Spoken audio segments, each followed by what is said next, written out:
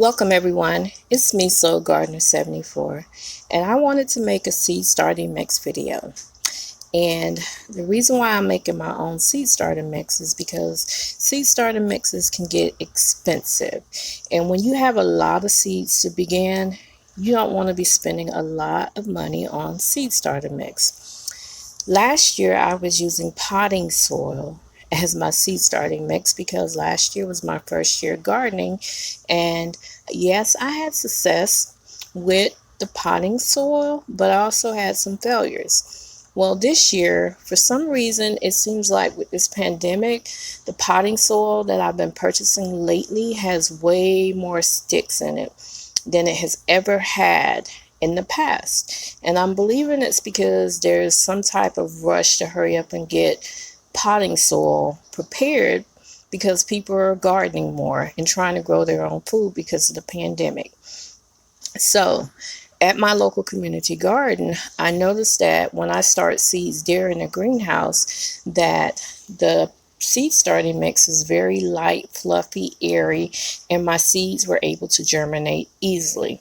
This year I had a lot of seeds that did not germinate, and then I could feel the thick and heaviness of the potting soil. So seed starting mix needs to be light, fluffy, airy. It also needs to be able to allow the water to flow out, and it needs to also be able to retain moisture so that your seed starts do not dry out. It's very important to keep your seed starts moist while they're seedlings. So I want to show you what I'm using for my mix.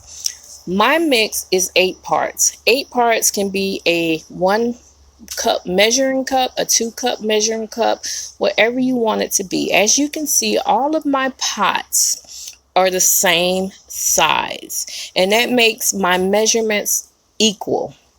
So for my potting mix, I am using peat moss, 8 parts. So that means I have 8 green pots of peat moss. Now you can use coco coir, and I don't use coco coir because coco coir is much more expensive than using peat moss.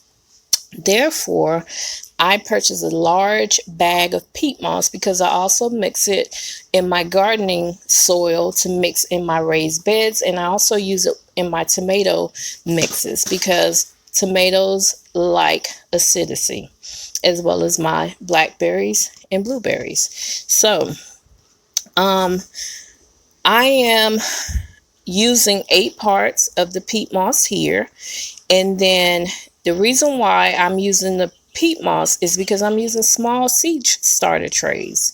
So I know that coco coir is more sustainable, but honestly, I'm not using that much of this mix for it to really hurt anything. So I'm using 8 parts peat moss, 1 part lime, 1 part perlite, and 1 part vermiculite.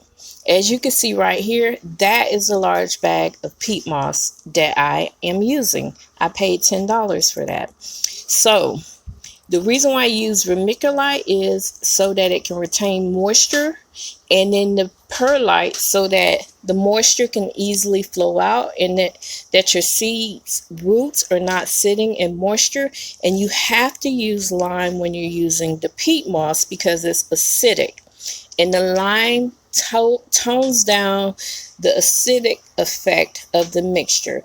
Now, if you're using coco coir, you do not need the lime, which is in the front right there, that pot right there with the gray granules. That's the lime. So if you're using the coco coir, you can skip adding the lime. And once this is I get my parts set up, I'm just going to mix them in my tray, my potting tray. You want to make sure that you're wearing a mask when you're doing this because the dust comes up and you don't want to get those chemicals in your nose as you're doing this. So I'm just mixing it with a trowel, and you can use your hands if you have gloves, and you want to mix it in real good evenly.